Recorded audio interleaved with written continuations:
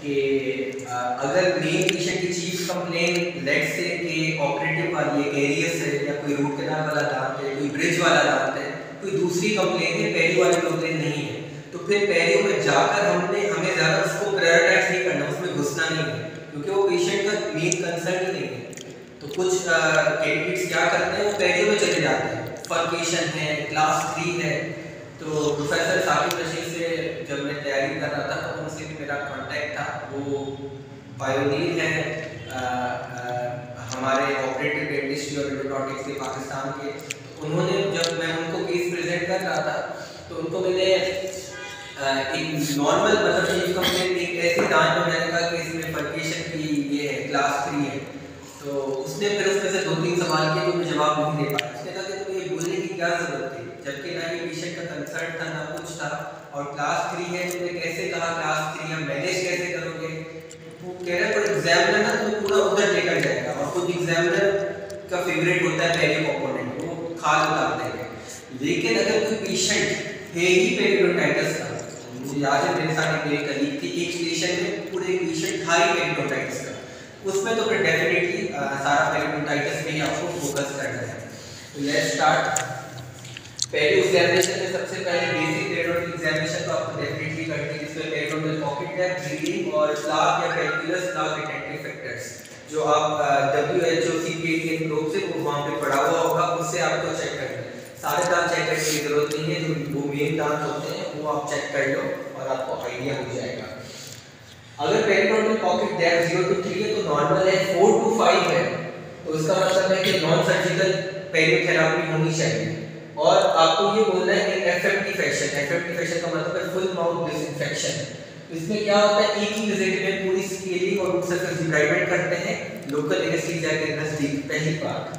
दूसरी बात, फिर टंग को जबान को ब्रश करते हैं क्लोरेक्सिलिन जेल से। तीसरी बात, कुलियां करवाते हैं मरीज से क्लोरेक्सिलिन माउथवॉश से 2 दफा उसी यूनिट पे 60 सेकंड तक, और इस तरह कुलियां करनी है कि एटलीस्ट नीचे टॉन्सिल्स तक भी जाए, सॉफ्ट पैलेट के आगे टॉन्सिल्स तक भी जाए, इस तरह कुलियां करनी है। और फिर पॉकेट की भी इरिगेशन करनी है क्लोरेक्सिलिन जेल से या क्लोरेक्सिलिन माउथवॉश से। तो उसके बाद डेंटल अपडेट 219 में लिखा हुआ है कि अगर पेरियो का पेशेंट है तो फिर री एवोल्यूशन 2 से 4 हफ्ते बाद करनी है, और उसके बाद फिर से दूसरा जो फॉलोअप है वो 3 महीने बाद होना चाहिए। याद रखिएगा कभी भी हमें डेफिनेटिव रेस्टोरेशन पेरियो स्टेबिलिटी से पहले नहीं देनी, डाउन हो गया प्लांट हो गया। और उसके बाद अगर 6 मिलीमीटर से ज्यादा पॉकेट है तो सबसे पहले तो आपको वेट एंड वॉच करना है, आपने पूरी स्केलिंग भी पेरियोथेरेपी की, उसके बाद भी इंप्रूवमेंट नहीं आई, 6 से ज्यादा ही पॉकेट डेप्थ है तो आपको एडिशनल थेरेपी पे जाना पड़ेगा। उसमें आप सर्जिकल प्रोसीजर्स करते हैं, पॉकेट डिटेक्शन थेरेपी, GTR, उसको बहुत आगे की बात है, उस पर मैं इस वीडियो में फोकस नहीं करना चाहता।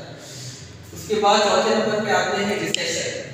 जैसे अभी मैंने अपना केस प्रेजेंट किया था, उसमें नीचे के 2 दांतों में रिसेशन थी, तो अल्दो पेशेंट की चीफ कंप्लेन नहीं थी तो मैंने उस पर इतना फोकस नहीं किया। लेकिन लेट्स से अगर वो पेशेंट का कोई चीफ कंप्लेन है तो फिर आपको प्रायोरिटी देनी है, you only have to prioritize the recession if there is a chief complain. फिर आपको स्पेसिफिकली पेशेंट से पूछना है कि कब से है भाई, क्या सिम्टम्स है, यानी कि सेंसिटिविटी होती है नहीं होती।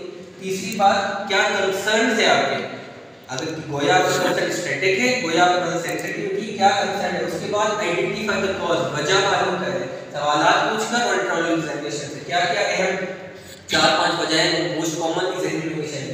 एक हमारे रिसेशन जो होती है, वो पेशेंट गरीब होते हैं उधर भी उठा के आते हैं तो ओरल हाइजीन बहुत कॉमन वजह होती है, या नंबर 2 ब्रशिंग टेक्निक बहुत कॉमन वजह होती है, उनको नहीं पता होता किस तरह ब्रश करना है और उनकी ओरल हाइजीन खराब होती है, तो कॉमन रीजन होता है। तीसरा रीजन हो सकता है traumatic occlusion, rare chance, ortho treatment rare chance, ortho treatment में सिर्फ लेबियल और लोअर इंसाइजर में ज्यादा होता है पर रेयर चांस, मेन 2 ये है। उसके बाद आपको असेसमेंट भी करनी है, क्या असेसमेंट करनी है। नंबर 1 सबसे इंपॉर्टेंट मिलर क्लासिफिकेशन, कि आपसे पूछ सकते हैं कि रिसेशन कितनी है, तो आपको नाप के नहीं बताना कि ऐसे ये रीजन नहीं करना, आपको बताना मिलर से बता दो क्लास 1 है, 2 है, 3 है, 4 है, तो क्लास ये डेंटल अपडेट 219 में है, ये नवंबर दिसंबर में ये चार्ट बना हुआ आप देख सकते हो। जो रफली मुझे याद आ रहा है कि क्लास 1 में ये होता है कि जो फ्री मार्जिनल जगह है वो नीचे रिसीड कर लेता है, मतलब नीचे चला जाता है, बट बिल्कुल जिंजाइवल जंक्शन तक नहीं पहुंचता, लेकिन क्लास 4 में वहां तक पहुंच जाता है, यानी म्यूकोजिंजाइवल जंक्शन के नीचे तक आ जाता है, लेकिन इंटरडेंटल बोन इंटैक्ट होती है। क्लास 3 में म्यूकोजिंजाइवल जंक्शन के नीचे आ जाता है, लेकिन इंटरडेंटल बोन भी थोड़ी सी लॉस हो जाती है, जिसकी वजह से थोड़ी सी मालपोजिशनिंग होती है। क्लास 4 में नीचे आ जाता है, लेकिन ज्यादा बोन लॉस होती है, ज्यादा मालपोजिशनिंग होती है। तो ये है 4 नंबर क्लासिफिकेशन। उसके बाद फिर आपको मैनेजमेंट पे आना है। नंबर 1 है डू नथिंग। अगर जैसे कोई खास कंसर्न नहीं था तो डू नथिंग, कुछ भी ना करो, बस स्केलिंग पॉलिशिंग करो वो करो। लेकिन अगर कंसर्न है तो फिर सेंसिटिविटी को मैनेज करो, और सेंसिटिविटी को मैनेज करने के जैसे फ्लोराइड वार्निश हो गया, फ्लोराइड जेल हो गया, सीपीपी एसीपी हो गया, और उसके बाद इसमें कैल्शियम कार्बोनेट या 8% अर्जिनिन है, स्ट्रोंटियम पेस्ट दे दी, स्टेनस फ्लोराइड पेस्ट दे दी। तो इस तरह की चीजें आप कर सकते हो। एडेसिव बॉन्डिंग एजेंट लगा दिया आपने। उसके बाद अगर पेशेंट को आपको डिस्कस करना है ग्राफ्टिंग वाले ऑप्शंस, और अगर पेशेंट या रेस्टोरेटिव ऑप्शन यानी कि जिंजाइवल वेनियर्स या कंपोजिट वेनियर्स, तो अगर पेशेंट चाहता है तो उसको आप फर्दर रेफर कर सकते हो। अगर ग्राफ्टिंग चाहता है तो पेरियो की तरफ, और रेस्टोरेटिव चाहता है तो वो आप कर सकते हो। तो ये हो गया रिसेक्शन। अब बात करते हैं मोबिलिटी की। अगर ग्रेड 3 है तो डेफिनेटली सेक्शन होगा, ग्रेड 1 है तो उसको डेफिनेटली बचाना है, खुद ही कॉज रिमूव करो, सही हो जाएगा। ग्रेड 2 में आपको वेट एंड वॉच अप्रोच रखनी है, कॉज रिमूव करो, फिर देखो इंप्रूवमेंट आई नहीं आई, और फिर आगे फैसला करो इस दाग को निकालना है नहीं निकालना। तो वो आपके केस टू केस वेरी करती है बात। ग्रेड 2 वाले को निकालना ही निकालना। ग्रेडिंग की क्लासिफिकेशन आपको याद होनी चाहिए, ग्रेड 1 2 3 क्या होता है। और फर्केशन पे बात करते हैं, तो अगर फर्केशन में जो ओपीजी में आपको देखकर फर्केशन नजर आ रही है तो वो होती है क्लास 3। क्लास 1 और 2 फर्केशन एक्सरे में नजर नहीं आती। तो थोड़ा सा मैं टच दे देता हूँ, एक थ्योरेटिकल टच में दे रहा हूँ कि क्लास 1 की जो क्लासिफिकेशन है, नाम याद भूल गया मैं किसकी है, टाइम हो गया मैंने पढ़ा हुआ है। तो ये क्लास 1 की जो फर्केशन है उसमें बेसिकली क्या होता है, ये मैं आपको डायग्रामेटिक इलस्ट्रेशन से बता रहा हूँ।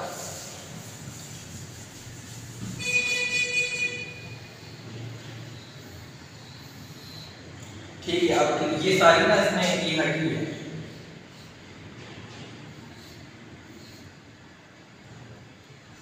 ये सारी इंटरडेंटल बोन है।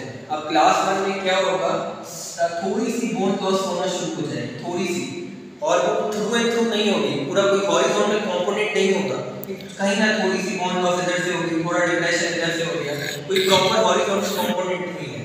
और बोन लॉस भी यहाँ से होगी थोड़ी सी, और वो एक्सरे में विजिबल नहीं होगी, जस्ट पॉकेट फॉर्मेशन होती है। इसमें आप स्केलिंग पॉलिशिंग वगैरह करते हो सुप्रा बॉक्स के बाद। क्लास 2 में क्या होता है कि हॉरिजॉन्टल कंपोनेंट बन जाएगा, यानी कि बोन पूरी लॉस हो जाएगी, इधर से इधर से इधर से हॉरिजॉन्टल कंपोनेंट्स बन जाएंगे।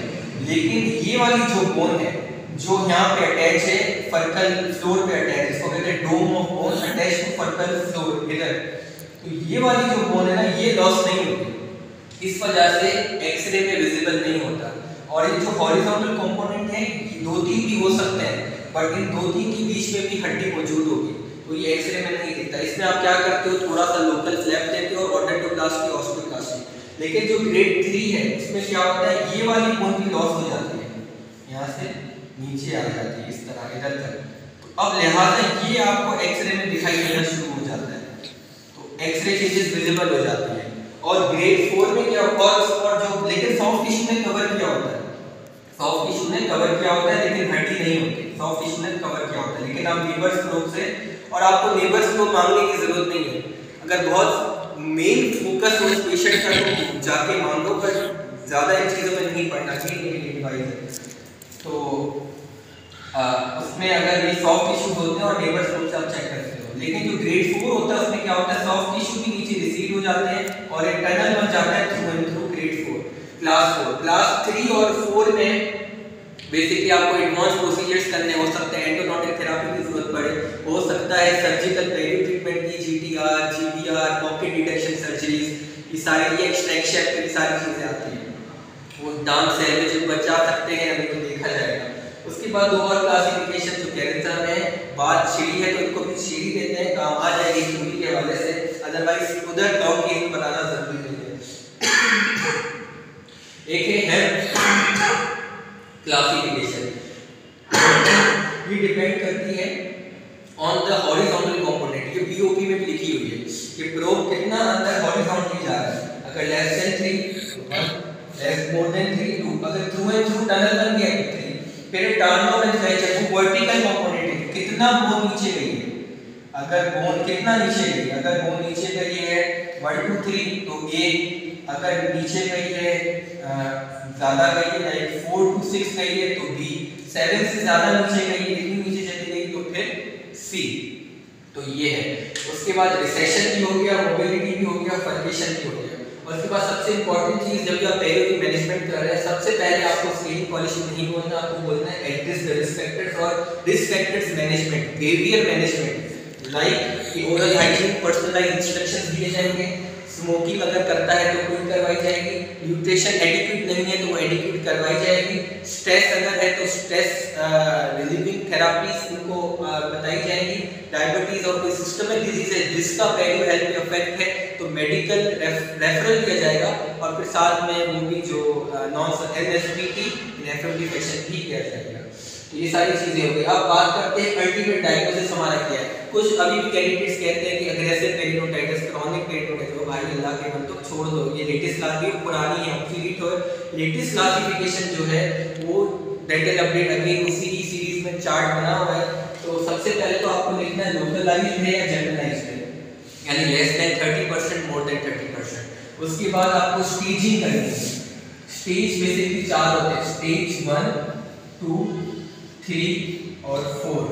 और उसके बाद